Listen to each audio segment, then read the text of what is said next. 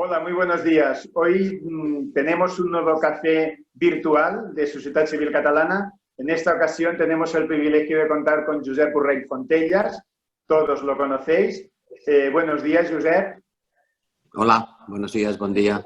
¿Qué tal? Si me permites, te vamos a presentar, a pesar de que ya es archiconocido. No obstante, como protocolo de los cafés, vamos a presentar a Josep. Nacido en la Pobla de Segur, Lleida, de formación es ingeniero aeronáutico y economista también. Entró en política en la década de los 70 y fue ministro de Fomento y Transportes y también secretario de Estado de Hacienda con los gobiernos de Felipe González. Fue diputado del Parlamento Europeo y también presidente de este mismo Parlamento en la mitad de la legislatura, en la primera mitad de esta legislatura. Durante unos años estuvo fuera de la política activa en primer nivel y en el año 2018 volvió a primera línea política como ministro de Asuntos Exteriores con el gobierno de Pedro Sánchez. Desde diciembre de 2019 es el quinto alto representante de la Unión Europea para Asuntos Exteriores y Política de Seguridad. Y, en primer lugar, quería agradecerle públicamente su dedicación de servidor público por nuestro país. Señor Borrell, ¿cómo se encuentra? ¿Cómo ha ido el momento COVID para usted como persona y como político? De entrada, ya que vivimos en este momento histórico excepcional, ¿cómo lo ha vivido usted, tanto como persona y como político? Como persona, afortunadamente bien. Personalmente, no me puedo quejar porque ni yo ni nadie de mi familia se ha visto afectado. Políticamente, pues con un cambio en las formas de trabajo, porque ya no se viaja, sino que se trabaja por teleconferencia y eso para la actividad diplomática no es lo mejor. Y luego porque en la Comisión Europea pues, hemos lanzado un proyecto muy novedoso y muy importante para hacer frente de forma conjunta a los efectos económicos de la pandemia, de este virus, que representa un salto cualitativo en la solidaridad europea.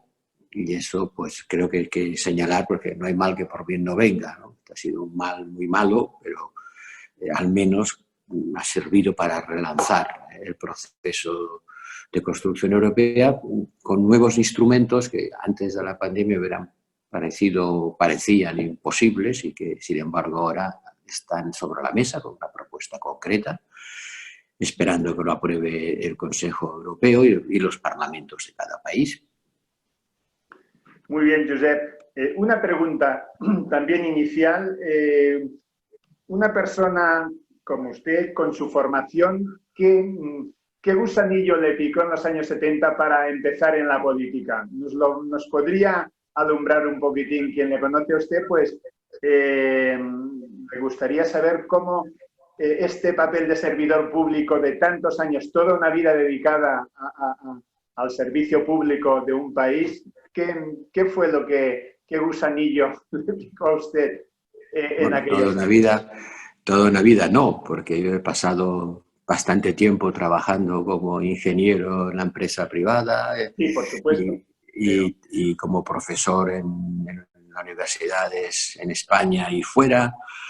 Toda la vida no, pero, sí, no, desde que pero una parte importante, sí, sustantiva, una parte sustantiva de la vida. Bueno, para mi generación, la generación de la transición, los que nos tocó vivir la muerte de Franco, llegando a la juventud y a los primeros pasos de la vida profesional, era casi inevitable. Tampoco que tuvieras un mínimo de preocupación, era inevitable. Yo dejé mi puesto en la Compañía Española de Petróleos, donde seguramente hubiera tenido un prometedor desarrollo profesional, porque organizamos una candidatura a las elecciones municipales, las primeras elecciones municipales democráticas en el municipio donde vivía, en las afueras de Madrid, en Majadahonda. Las ganamos, de allí los compañeros me propusieron para diputado provincial para ocuparme de los temas en la Hacienda, de la organización. Bueno, me di cuenta que no podíamos hacer como todos los antiguos diputados franquistas, que era ir allí una vez a la semana a firmar, sino que aquello requería una dedicación, de lo contrario no cambiaríamos nada y eso era incompatible con seguir trabajando profesionalmente. Pedí una excedencia, pensé que era por un tiempo limitado, pero después ganamos las elecciones generales en el 82 con Felipe González. Miguel Boyer me llamó para que fuera su secretario de Estado de Hacienda en el año 83, muy joven. Bueno, esas cosas no se rechazan y también uno piensa que es por un tiempo, pero tuvimos la gran suerte de protagonizar la transformación política y económica de España entre los primeros años 80 hasta mitad de los 90. Y eso fue una enorme satisfacción personal porque vimos cómo se cambiaba un país, cómo se modificaban sus estructuras políticas, ahora tan denostadas, ¿no? Tan denostada transición, que significó un salto increíble adelante para la sociedad española, y como ministro de Obras Públicas después, pues pude ver cómo se transformaba físicamente un país y esas cosas ya no tienen vuelta atrás. Bueno, mientras tanto saqué una cátedra en la Universidad Complutense, volví a la universidad y allí estaba cuando Pedro Sánchez me propuso ser su ministro de Exteriores. Por cierto, ayer hizo 2 años que ocupé el cargo. Debo agradecérselo porque también ha sido una experiencia muy, muy enriquecedora. Muy bien, pues evidentemente le hemos hecho la proyección del perfil político, pero efectivamente Josep Borrell tiene también una dilatada parcela profesional y le agradecemos que nos lo resalte aquí.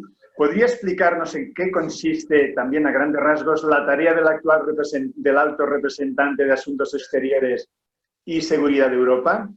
La Unión Europea tiene 2 pilares. Tiene el pilar comunitario, protagonizado por la Comisión Europea, que gestiona el presupuesto de la Unión y hace políticas que son supranacionales. La más importante quizá es la política comercial, que es competencia exclusiva de la Unión, gestionada por la Comisión. Gestiona las políticas de la Unión que han sido delegadas total o parcialmente por los Estados. Y al así hacerlo, tiene relaciones exteriores. Hay muchas políticas, comercio, que comercio tiene una relación exterior, comercias con los de fuera, ¿no? O la emigración, pues tiene una dimensión exterior, porque los inmigrantes vienen de fuera. Y al mismo tiempo está el pilar intergubernamental, es decir, los Estados miembros que se ponen de acuerdo a través de sus ministros y a través de los jefes de Estado y de Gobierno sobre cómo hacer juntos cosas que no se han delegado en la Unión, que cada uno las mantiene, pero las quieren hacer coordinadamente. Y esos tienen política exterior. La Comisión no tiene política exterior, tiene relaciones exteriores, que es distinto. Y luego está el intento de construir la Europa de la defensa, es decir, un esfuerzo común, coordinado, concertado de los ejércitos europeos para ir construyendo una capacidad militar propia.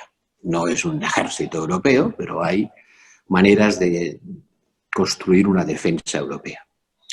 Bueno, llegó un momento en el que se pensó que quien hacía las relaciones exteriores de la Comisión y quien coordinaba las políticas exteriores de los Estados miembros, había 2 personas y eso planteaba problemas de saber quién hacía qué, y se decidió crear un solo puesto, que es a la vez vicepresidente de la Comisión, para coordinar sus políticas exteriores, sus relaciones exteriores, ya me estoy equivocando, y que fuera el representante del Consejo para la parte común de las políticas de defensa y las políticas exteriores.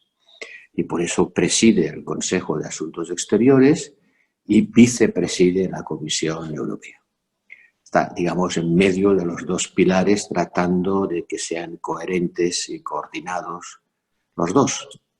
Me puedo imaginar que no es una tarea fácil, porque la Unión Europea está en un permanente equilibrio o desequilibrio entre esos dos pilares, el pilar intergubernamental y el pilar comunitario, y pues a veces hay problemas de, por no decir conflictos, de intereses, de protagonismos, de competencias, que hay que intentar resolver para construir una posición común que se pueda aplicar. Y eso requiere poner de acuerdo a los Estados miembros en el Consejo y tratar de coordinar lo que ellos deciden en el Consejo con lo que la Comisión hace. O sea que hay que tener mucha paciencia. Seguro. Y el Josep Borrell nos consta que la tiene. Bueno, dicen que no es mi virtud fundamental. Bueno, pero con la trayectoria que tiene, yo creo que si no hay paciencia, no se llega. Fue paciencia quiere decir paz y ciencia. Paz y ciencia, efectivamente. Paciencia viene de paz y de ciencia. De paz y de ciencia. Pues, Josep, ¿qué ha cambiado, así a grandes rasgos también, en el momento que fuiste presidente del Parlamento Europeo y ahora en este momento? ¿Crees que la Unión Europea ha evolucionado cómo? ¿Qué matices nos darías de cómo la estaba en ese momento y cómo la has visto ahora? Bueno, yo me fui ante el Parlamento Europeo justo antes de la crisis del euro, que sacudió los cimientos de la construcción europea para los países que habían adoptado una moneda común, claro, única, mejor más que común, única, que habían renunciado a la suya propia, que es una cosa diferente de la política exterior, porque es común, pero no única. Hay elementos comunes, pero cada uno sigue teniendo la suya, mientras que en materia monetaria es mucho más integrador, porque los países del euro no tienen su política monetaria, la han perdido. Solo tienen una que es común, que es de todos y que la administra una entidad independiente. Yo me fui antes de esta crisis ha dejado profundas heridas, causó un destrozo importante. Y luego hemos tenido la ampliación al este, que se acabó justo también cuando yo me iba. Yo recibí a Rumanía y a Bulgaria como los últimos que entraron, aunque luego han entrado más. Luego entró Croacia y tenemos en camino otros 5 candidatos. No es lo mismo una unión ahora a 27, porque se ha ido el Reino Unido, que una a 12. Y no será lo mismo si entran los 6 países de los Balcanes, con lo cual ya seríamos 33. Y no se funciona igual a 12 que a 33. Y la crisis económica ha planteado una división entre el norte y el sur. Luego vino la crisis migratoria, que ha planteado una división entre el este y el oeste y que ha generado un reflejo nacionalista y de cierre de fronteras y cuestionar la apertura que la Unión Europea representaba. Luego vino la crisis con Rusia, que nos demostró que eso de la paz no era un estado adquirido para siempre y que en nuestras fronteras podía volver a haber guerra.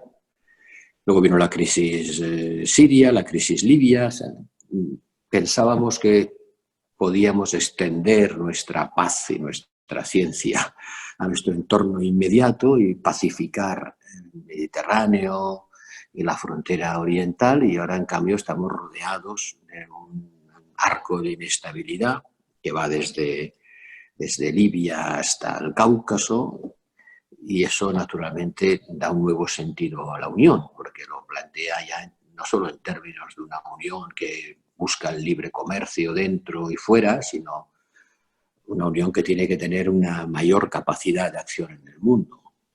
Y hasta ahora esta acción en el mundo la hemos hecho a través de la ley, el ejemplo, el comercio, y esto que llamamos soft power, poder blando, pues cada día está más claro que no es suficiente, porque en el mundo de hoy no basta con predicar y dar ejemplo.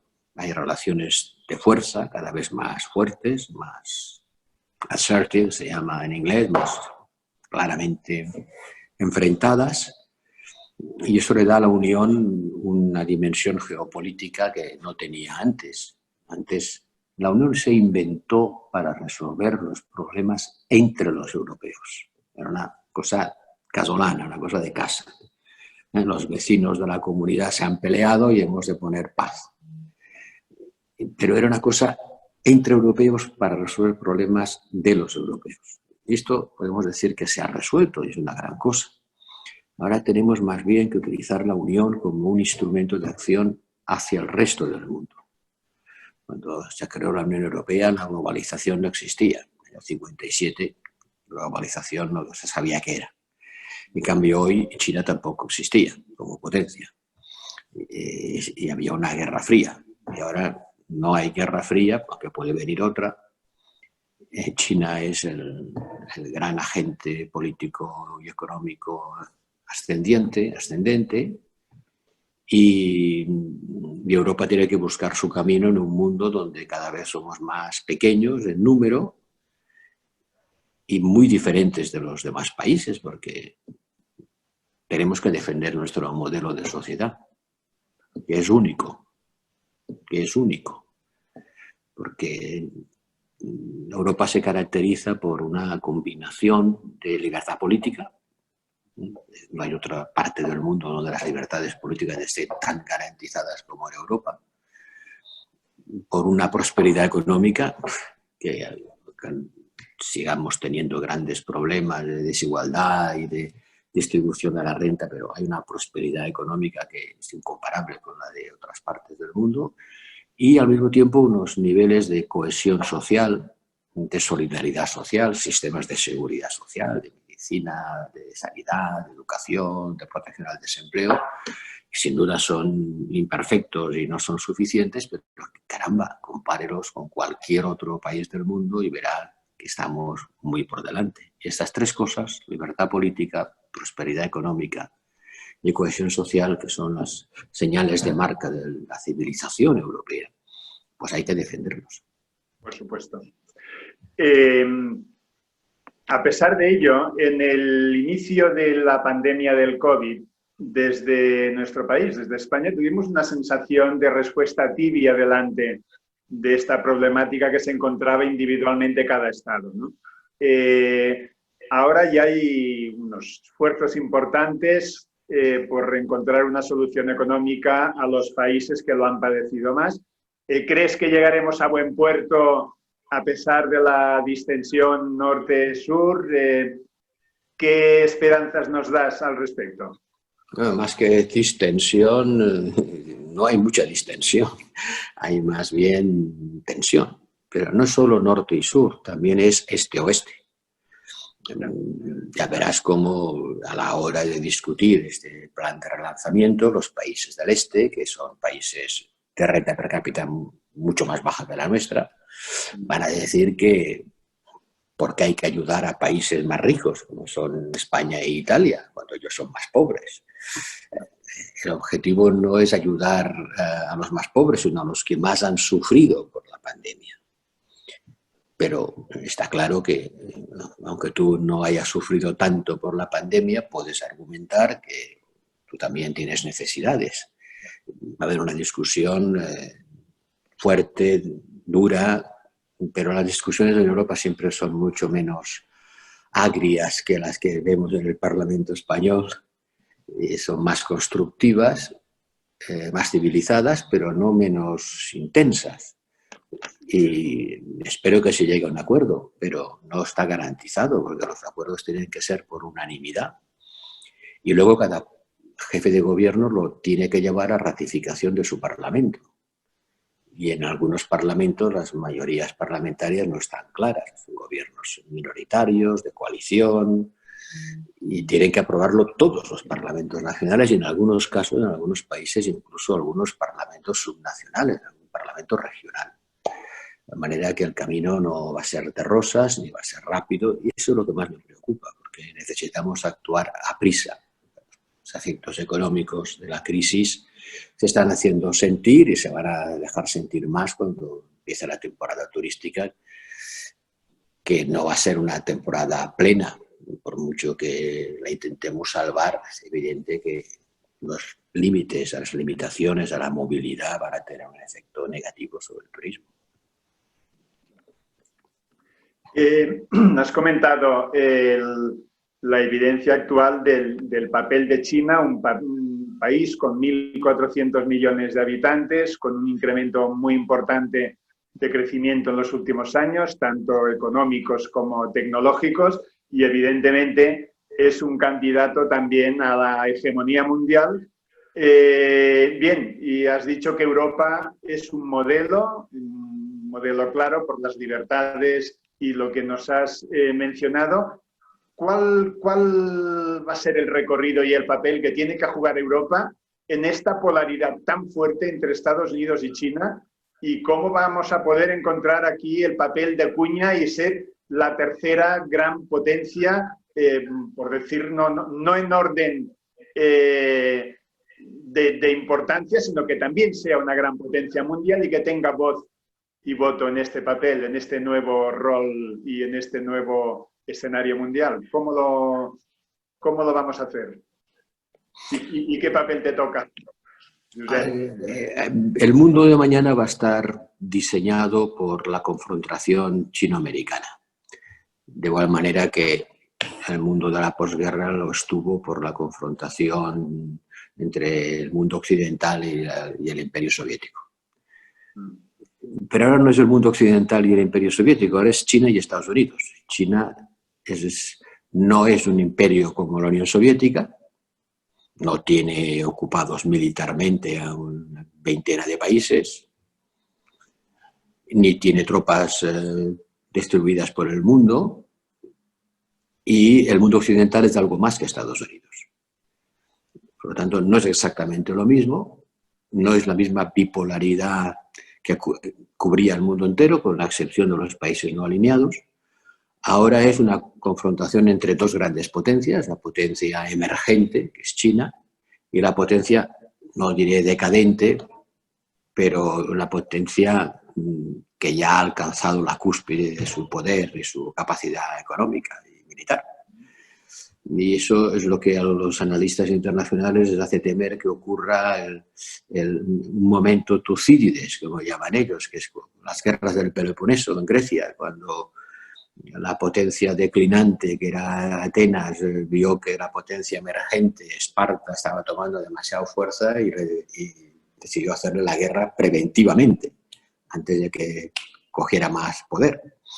Ese momento ha ocurrido en otros momentos de la historia. Una potencia que sube, otra que baja, y la que baja dice, vamos a cortarle las alas al que sube antes de que suba demasiado. Estamos en un momento Tucídides. Es una gran discusión que los expertos en política internacional se divierten en teorizar, escribiendo libros interesantes al respecto, pero refleja un poco el mundo que teníamos ya antes de la pandemia y que la pandemia ha agudizado extraordinariamente. No hay más que ver las cosas que dice en sus tweets el presidente de Estados Unidos sobre China. Es difícil imaginar un lenguaje más agresivo en tiempos de paz. Estamos en paz, pero el lenguaje es extraordinariamente agresivo, ¿no? Ayer había uno, China nos está robando 500 billones de dólares al año. China nos ha creado la enfermedad, todos los muertos americanos son culpa de China. En fin, es un lenguaje. Y China responde de una manera más moderada, pero también responde. Este martes tendré 3 horas de reunión telemática por teleconferencia con el ministro chino de Asuntos Exteriores, porque vamos a preparar la reunión en la cumbre entre Europa y China. Creo que Europa tiene que buscar su propio camino en esta dialéctica dual. Los dos lados querrán que Europa se alinee con ellos, pero creo que nosotros tenemos nuestros valores, nuestros intereses y que tenemos que defender. Evidentemente compartimos con Estados Unidos desde el punto de vista político mucho más que con China, porque los dos somos sistemas democráticos basados en elecciones y la competencia intrapartidaria. La verdad es que China régimen autoritario de partido único. Esto es una diferencia tan grande que desde ese punto de vista estamos más cerca de Estados Unidos, ¿no? No pretendo ser equidistante, pero sí decir que tenemos nuestros propios intereses, tenemos nuestra propia dinámica y con China Europa comercia por 1.000 millones de euros diarios y eso está en la base de la prosperidad de algunos de los países europeos muy importantes, como por ejemplo Alemania.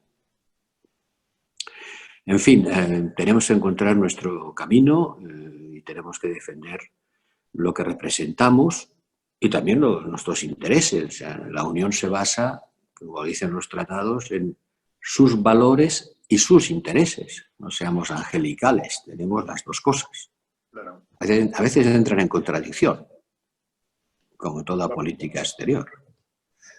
Y en esta coyuntura, la ruta de la seda china que parece que se quiere volver a incorporar en el escenario mundial, ¿qué papel tendría que jugar Europa aquí?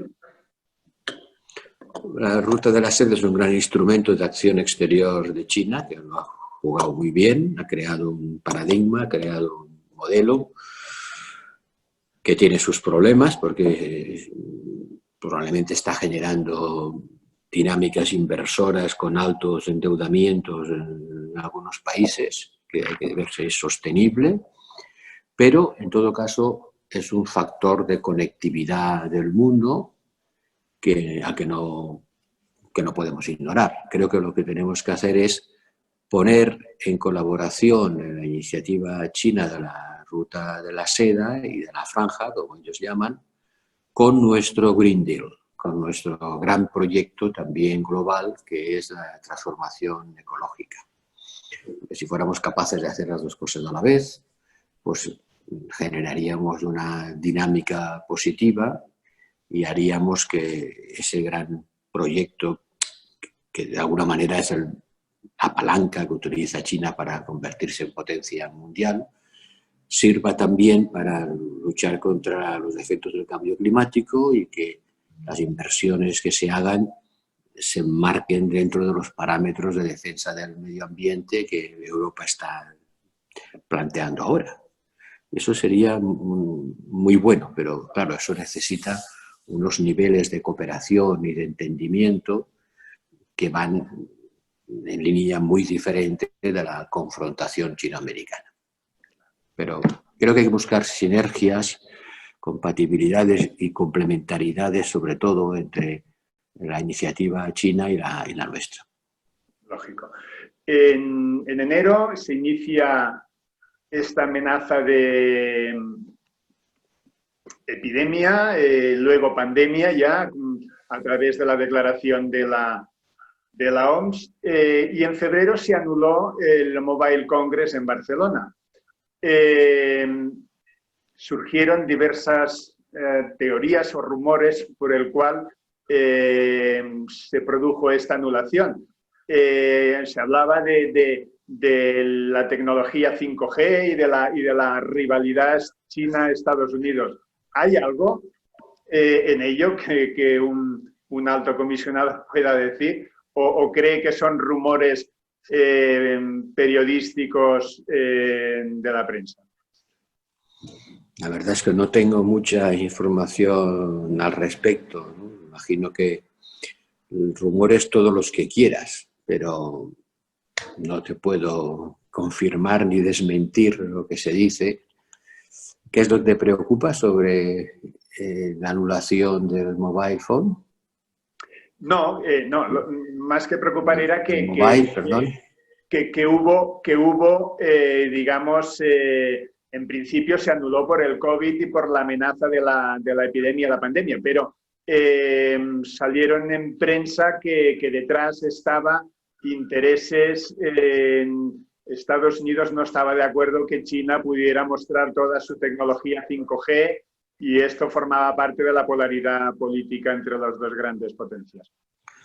Que Estados Unidos hace todo lo posible para evitar el desarrollo de tecnologías nuevas por parte de las empresas chinas no es un secreto para nadie. Lo hacen incluso por procedimientos penales, como si no, pregúnteselo a la responsable financiera de Huawei, que sigue detenida en Canadá por una demanda judicial americana. En Estados Unidos ve con preocupación el retraso que ha cogido el desarrollo de estas tecnologías y trata de recuperarlo, acelerando su desarrollo y tratando de dificultar el de los demás. Pero si eso tuvo que ver o no con la suspensión del 5G en Barcelona, pues francamente no tengo ninguna información que transmitir al respecto. La pandemia creo que era una razón suficiente para impedir que hubiese gran concentración de gente. Es decir, de lo que se trataba era de limitar la movilidad y limitar los contactos humanos. Pues esto, como los Sanfermines, habrá que limitarlo, porque es donde se producen grandes concentraciones que desde luego no respetan la distancia social. No está claro, imaginemos, ¿no?, que se hubiera celebrado, ¿no? ¿Quién asumiría ese coste actualmente, ¿no? El caso, ya las tres últimas preguntas, el caso George Floyd en Estados Unidos, en Minneapolis, ¿qué opinión tiene al respecto? ¿Nos ha impactado a todos el caso de George Floyd y los escándalos, los movimientos sociales que ha habido en Estados Unidos debido a este caso tan dramático en Estados Unidos, ¿no? ¿Qué opinión tienes al respecto? Yo he hecho público un comunicado a las declaraciones como alto representante diciendo textualmente que los europeos estamos shock and appalled, estamos chocados y horrorizados, creo que es la traducción correcta, por lo que ha pasado allí, por lo que los propios tribunales americanos lo califican de murder, ¿no?, de asesinato.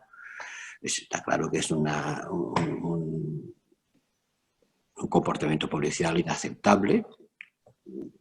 No es el primero, ni es solo en Estados Unidos, pero sin duda su dimensión, además étnica, y no siendo la primera vez que esas cosas ocurren, pues nosotros como europeos tenemos que expresar nuestra preocupación por este tipo de cosas, como lo hacemos cuando ocurren en cualquier otro lugar del mundo. Estamos hablando de una persona que manifiestamente muere a manos de una actuación policial claramente desproporcionada. Entrando ya en política doméstica, la situación de España delante de la pandemia del COVID, ¿qué oportunidades tenemos aprovechando esta gran desgracia que tenemos? Si las ves, con tu experiencia, tu trayectoria, tenemos que encontrar algunas oportunidades. ¿Las ves? ¿Cómo crees que tendríamos que enfocar este tema para salir un poco mejor, a pesar de la gran desgracia y el gran salto que tenemos que dar para sortear esto? Esta era una ocasión para reforzar la unidad nacional. Era un enemigo común que no conoce ideologías ni fronteras. Hubiera sido una gran ocasión para demostrar una unión de todas las fuerzas políticas y de todas las administraciones. Desgraciadamente, visto desde Bruselas, no parece que haya sido el caso. Al contrario, ha habido un enfrentamiento muy fuerte y una falta de cooperación que es una pena, francamente. Yo creo que este era un momento no tanto para echarse las culpas o buscar responsables o culpables, que sin duda habrá habido errores que corregir y críticas que hacer, pero esto tendría que haber venido después, de una manera menos cruenta, ¿no? Cruenta en el sentido dialéctico de la palabra. Probablemente España no ha demostrado, el sistema político español no ha demostrado una posición, una voluntad de cooperación con el gobierno, y también la dinámica descentralizadora, los papeles respectivos de las distintas administraciones públicas territoriales. Cada uno tiene su papel y es lógico que lo defienda, pero hay momentos en los que hay que coordinar la actuación porque no estamos en circunstancias normales, donde las diferencias, bueno, pues expresan los diferentes puntos de vista de y las preferencias sociales de cada comunidad. Pero ante una cosa como esta, donde lo que ocurre en una comunidad afecta a lo que ocurre en las demás, en un territorio se ve afectado por lo que pasa en los otros, pues se impone una coordinación, como hemos intentado hacer desde Bruselas para el conjunto de los Estados europeos. Desde el punto de vista económico, sin duda esto va a tener consecuencias graves, porque no se puede poner en coma inducido. Tú eres médico y sabes lo que es eso, ¿no? ¿Qué hemos hecho? Pues hemos puesto la economía en coma inducido. Como no podía funcionar, pues hemos hibernado sus constantes vitales. La hemos paralizado. ¿Para qué? Para que no se murieran, ¿no? Pero se puede morir de necrosis, se puede morir de que, como no funciona, pues las células, que son las empresas, faltas de liquidez, faltas de actividad, pues se vean abocadas al cierre. Y si cierran las empresas, pues son los trabajadores los que pierden su empleo. Entonces hay un difícil equilibrio entre la defensa de la salud y las precauciones que hay que tomar para evitar la extensión de una enfermedad infecciosa y las consecuencias económicas que tiene la paralización económica, que las tiene. Hay países que han optado por decir, bueno, mire, vamos a la inmunidad de masa, pues que aceptaremos un mayor número de muertos, pero no queremos parar la economía. Bueno, estos que han optado por eso están pagando un precio mucho más alto del que nunca pensaron que fueran a tener que pagar. Claro. Y otros han dicho, no vamos a hacer, vamos a minimizar las víctimas, a minimizar las pérdidas humanas y asumir el coste económico resultante. Pero esto es un equilibrio político difícil que requiere tener detrás un gran consenso y no utilizarlo como campo de batalla, porque es fácil cuando no estás teniendo que tomar decisiones, decir lo que hay que hacer. Bueno, una cosa es ver los toros desde la barrera y otra cosa es estar en la plaza, ¿no? Y el gobierno español pues ha hecho, con la información que tenía y los medios que tenía, una tarea gigantesca, asumiendo costes y riesgos, y creo que, a pesar de todo, vamos a recuperar la normalidad. Pero mucho cuidado con querer ir más a prisa. Lógico. Mucho cuidado porque pues, que si ahora se produjera un rebote, se produjera una segunda oleada de contaminación, una segunda oleada de contagios, perdón, pues naturalmente sería mucho más complicado volver a aplicar medidas como las que se han aplicado durante estos meses. Y luego no olvidemos que las consecuencias económicas de esto nos van a venir también desde fuera. Vivimos en un mundo muy interconectado. Y lo que pase en África y en América Latina y lo que le pase al vecino europeo nos va a afectar a nosotros también. Si África y América Latina entran en recesión, como desgraciadamente parece que va a ser, eso también nos va a afectar. Y por eso hemos de ayudarles. Por eso también hay que demostrar una solidaridad internacional, porque ahora sí que cuando ayudas al vecino te estás ayudando a ti mismo. Porque si en África no... En África las cosas van mejor de lo que temíamos, están yendo mucho mejor de lo que esperábamos. Porque si en África la pandemia hubiera tenido la dimensión médica, sanitaria que ha tenido en España, como sus sistemas de salud son mucho más débiles que los nuestros, en África hay 40 veces menos médicos por habitante que hay en Europa. Y no hablemos ya del número de unidades de tratamientos intensivos o el número de respiradores. Algunos países simplemente no saben lo que es eso. Pues las consecuencias hubieran sido mucho más graves. Ahí ha habido, no sé si suerte o alguna característica del virus o de la sociedad africana, pero por lo que sabemos, que a lo mejor no lo sabemos todo, la cosa no ha sido tan grave como temíamos. Pero claro, cuando preguntamos cuántos muertos hay en África, pues cuando uno pregunta cuántos muertos hay en los países europeos y nos encontramos con dificultades de medición aquí, pues imagínate las dificultades de medición que hay en en algunos países, ¿no? Josep, desde tu perspectiva de alto representante europeo, pues habrás visto si la crispación que hemos tenido aquí es singular, es más, menos, pero bueno, esto, la perspectiva que tienes desde fuera es valiosa, ¿no? Concretamente, esta crispación que hemos tenido en España, una de ellas la hemos visto, por ejemplo, en Cataluña, ¿no? Es decir, incluso se ha llegado a opinar por parte de algún representante del gobierno que hubiera habido menos muertes si hubiera habido independencia. Yo no sé si quieres opinar algo al respecto o tu posición no quieres entrar demasiado en el tema, pero a nivel genérico, ¿eso te parece que es plausible poder decir eso? ¿Que una independencia hubiera dado menos muertos a Cataluña? Bueno, es el discurso de los nacionalismos o de los nacionalpopulismos. Dejarme solo, que yo solo me lo monto mejor. Ese es el discurso genérico que lo utilizan para todo, ¿no? Si yo fuera independiente, todo me iría mejor. Todo. Todas las competencias transferidas funcionan maravillosamente bien. ¿Has visto alguna vez alguna crítica a la gestión de la Generalitat en los medios oficiales de la Generalitat? No. Cuando se transfiere algo, somos los mejores del mundo. Lo que no está transferido es un desastre, ¿no? Bueno, es la retórica, la dialéctica nacionalista, ¿no? Yo solo me lo monto mejor y por eso quiero estar solo. Y eso también es verdad para la pandemia, ¿no? Si yo hubiera estado al cargo de todo eso, pues no se hubiera muerto nadie. Pero cuando hablamos de número de muertos, cuando hablamos de gente que muere o deja de morir, entonces estamos entrando en un terreno en el que hay que tener una cierta precaución moral, porque entonces no estamos hablando de si los trenes llegan a la hora, estamos hablando de que el hecho de que Cataluña no sea independiente provoca muertes en Cataluña.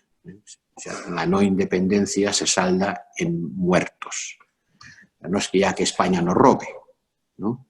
Es que España es responsable de otra cosa mucho más grave. Y hay que tener mucho cuidado con esta dialéctica porque es primero la falta de todo, ¿no? Bueno, ha sido tan criticada al que lo dijo por parte de personas más cercanas a ella que yo mismo, que no voy a hundir el clavo. Creo que esas declaraciones se comentan solas.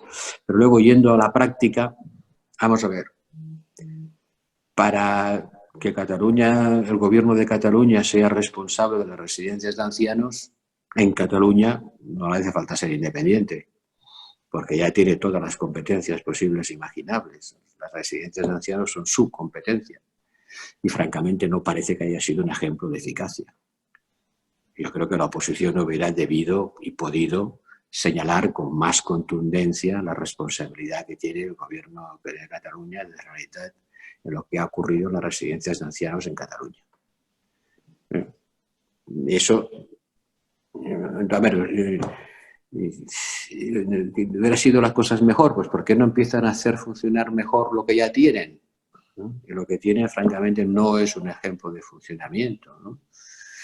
Luego pasa en revista todas las declaraciones de los responsables sanitarios de la Generalitat, pásalas en revista y verás lo que han ido diciendo, para ver una enorme contradicción entre lo que dijeron y lo que ahora vienen diciendo. Pero, en fin, en todas partes cuestionabas, todo es mejorable, y en este sentido yo creo que no hay que buscar